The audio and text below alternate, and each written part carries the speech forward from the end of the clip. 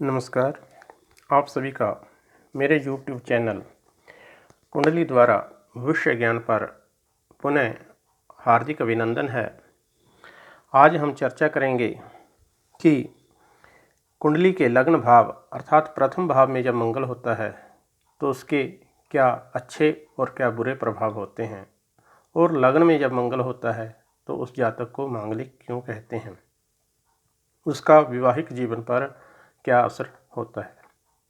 इस प्रकार आज हम चर्चा शुरू करते हैं कि जब लग्न में मंगल अर्थात यहाँ से एक नंबर, जैसे यह मेष लग्न की कुंडली है और मंगल है जो मेष राशि का बीच में बैठा है, पहले स्थान में जब मंगल होता है तो जातक को मांगलिक कहा जाता है।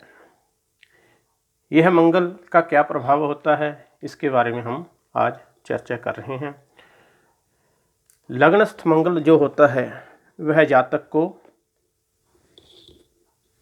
क्रूर बना देता है, अर्थात क्रोधी स्वभाव का बना देता है। इस जातक में ईगो की भावना बहुत ज़्यादा होती है, अहम बहुत ज़्यादा होता है। जिस जातक के लग्न भाव में मंगल होता है वह सभी व्यवसायों के प्रति आकृष्ट रहता है कि हर एक काम करने के लिए तैयार रहता है, किंतु किसी एक व्यवसाय को भी ठीक ढंग से नहीं कर सकता। एक साथ ही सभी व्यवसायों के प्रति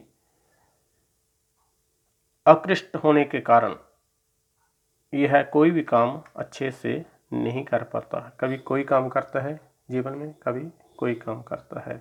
क्योंकि क्रोधी स्वभाव का होता है इसलिए जल्दी से किसी के साथ इसकी बन भी नहीं पाती, ना साझेदारी में ना घर में।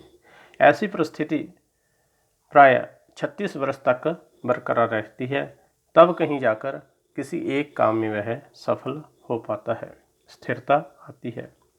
इसको यह मिथ्या अभिमान होता है कि यह व्यवसाय के प्रति कोई भी प्रकार का व्यवसाय हो वह अत्यंत कुशल है और दूसरे निरे मूर्ख हैं। योग्यता के अभाव में भी दूसरों के पर प्रभाव डालने की इसकी प्रवृत्ति मंगल जब लग्न में होता है तो ऐसी जातक की बना देता है। लग्न का मंगल जो होता है वह डॉक्टरों के लिए सहायी होता है।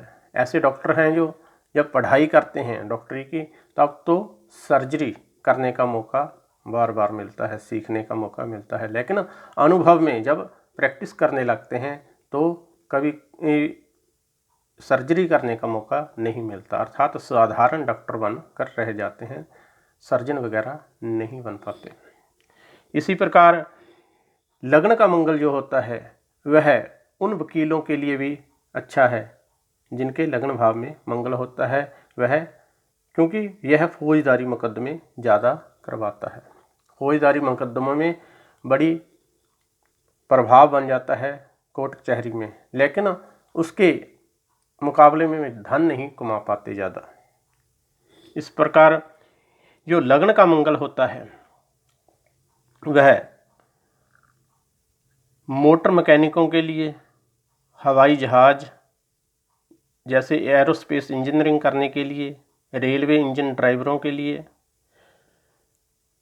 और लोहार यानी लोहे का काम करने वालों के लिए, बढ़ाई लकड़ी का काम करने वालों के लिए, और सुनार जो गोल्ड स्मिथ होते हैं उनके लिए, और मैकेनिकल इंजीनियर, टर्नर तथा फीटर आदि लोगों के लिए यह योग बहुत अच्छा है। यदि मंगल वृष, कन्या, मकर में हो तो उत्तम फल देता है। जमीन जायदाद से संबंधित काम भी इसके लिए अच्छे रहते हैं। मकर का मंगल पिता के लिए भारी कष्टकर होता है, अर्थात यहाँ अगर 10 नंबर लिखा हो यानी मकर का लग्न हो और उसमें मंगल बैठा हो तो यह उच्च का मंगल होता है, लेकिन यह पिता के लिए कष्टकारक बन जाता है। इस प्रकार जो मकर का मंगल है पिता के लिए तो अच्छा नहीं है, शारीरिक व्याधियां भी उसको लगी रहती हैं, कोई ना कोई बीमारी लगी रहती है। लेकिन मेष, सिंह, कर्क, वृश्चिक, धनु इन राशियों का लग्नस्थ मंगल पुलिस इंस्पेक्टरों के लिए अच्छा है। रिश्वत लेने वाले अफसरों के लिए भी यह योग अच्छा है, क्योंकि वह कभी पकड़े नहीं जाते हैं। ऐसा प्रभाव सप्तम भाव में जब मंगल होता है तब भी दिखाता है उपरोक्त प्रभाव, और जब लग्न में बैठा होता है तब भी ऐसा प्रभाव दिखाता है कि रिश्वतखोर जो अफसर होते हैं वह जल्दी पकड़ाई नहीं आते।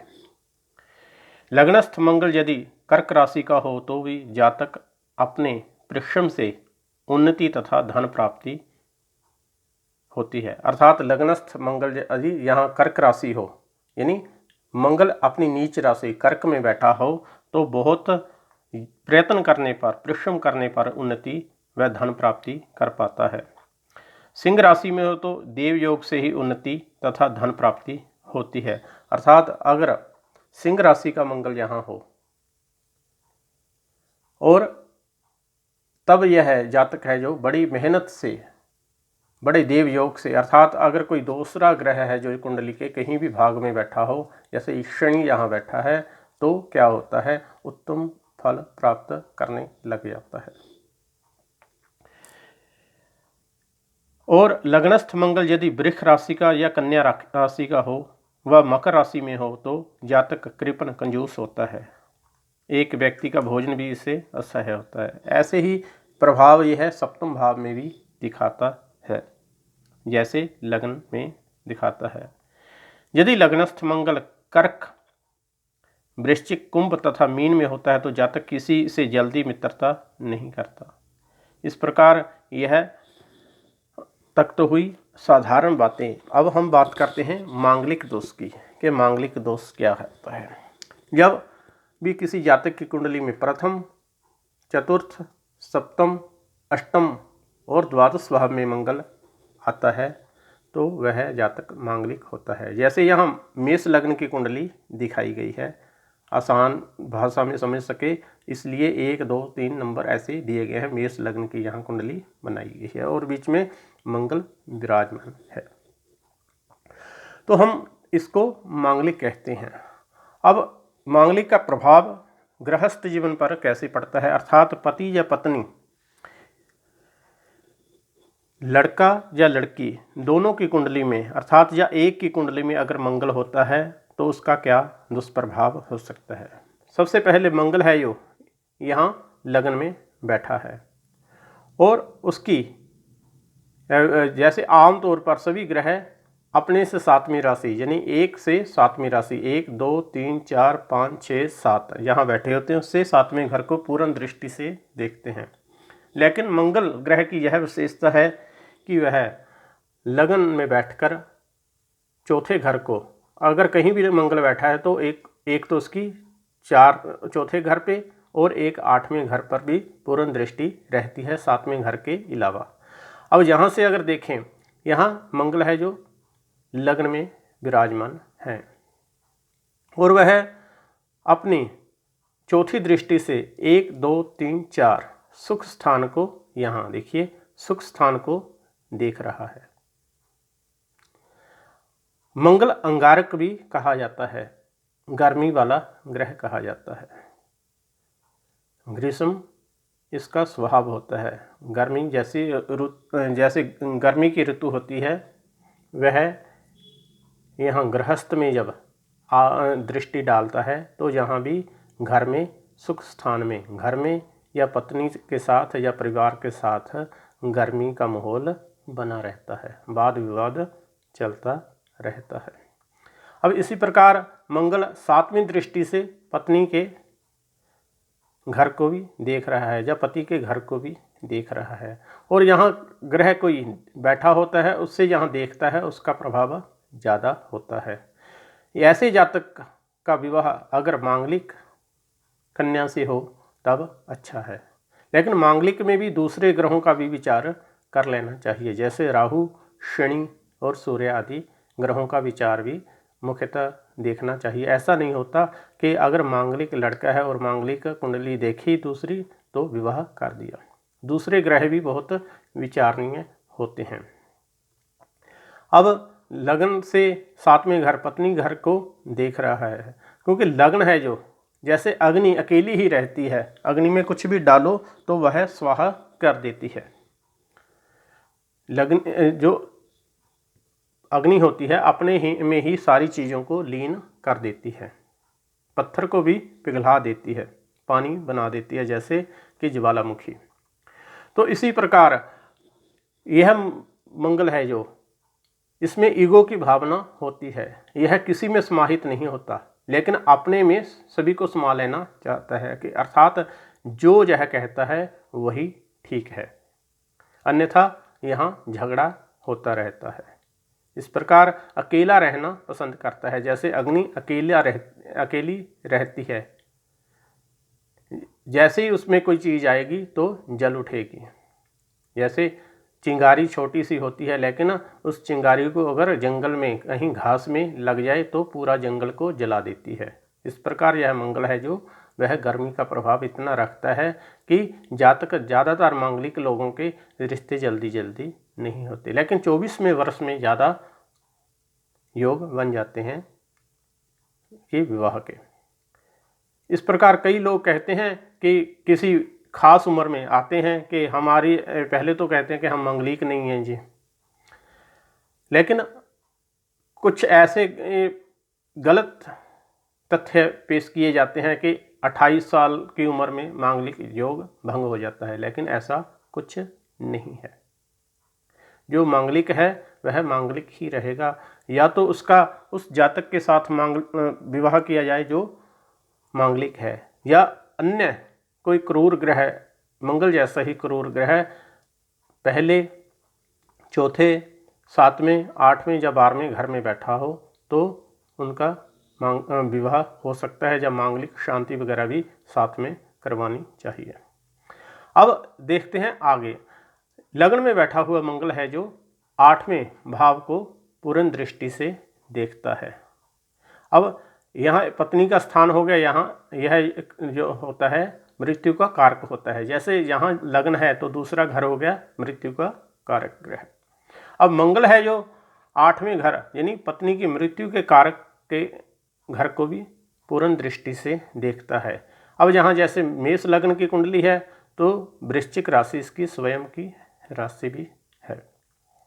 यहाँ कोई भी लग्न हो सकता है और उसमें मंगल बैठा हो तो 8वीं दृष्टि से यह पत्नी के मार्क ग्रह को भी देखेगा। अब जैसे ही विवाह होता है मांगलिक का नॉन मांगलिक के साथ, या कुछ ऐसे कुछ ना कुछ गलत फहमी की वजह से मांगलिक का विवाह नॉन मांगलिक से कर देते हैं, या मांगलिक शांति के बिना ही कर देते हैं, तो वह पत्नी या पति दोनों में से किसी एक को शारीरिक तौर पर बीमार कर देता है। इस प्रकार यह मांगलिक दोष है, और मांगलिक दोष के विचार विवाह में अवश्य और बहुत गंभीरता से करना चाहिए। इस प्रकार यह जो लग्न का मंगल होता है यह चौथी दृष्टि से इस सुख भाव को भी देखता है, तो जातक को संपत्ति वगैरह भी दिला देता है। या 10वां भाव, इस भाव को में जातक है जो कोई सरकारी नौकरी वगैरह में भी सफल हो सकता है, जैसे कोई प्रशासनिक सेवा होती है या कोई पुलिस या फौज वगैरह की नौकरी जातक कर सकता है। आगे की कुंडली में हम विचार करेंगे कि द्वितीय भाव में जब मंगल होता है तो उसका क्या प्रभाव होता है, और उसके बाद चतुर्थ भाव में जब मंगल होता है तो उसका क्या प्रभाव होता है। सप्तम भाव, पंचम भाव में, या अभी पहले मांगलिक का जब चल रहा है तो 7वें घर में जब मंगल होता है तो जातक के जीवन में क्या प्रभाव होता है, और 8वें घर में जब मंगल होता है तो उसको भी मांगलिक कहते हैं, तो इनका क्या प्रभाव होता है। इसी प्रकार 12वें भाव में, यानी कुंडली के 12वें भाव में जब मंगल होता है तो उसको भी मांगलिक कहते हैं। तो इसका विचार आने वाले भागों में किया जाएगा। तब तक के लिए नमस्कार। आप सभी से निवेदन है कि हमारे चैनल से निरंतर रूप से बने रहने के लिए आप हमारे चैनल को सब्सक्राइब करें, बेल आइकॉन को दबाएं, ताकि हमारे आने वाले जो वीडियोज़ हैं उनके बारे में सही समय पर आपको जानकारी मिल सके। नमस्कार, जय श्री राम।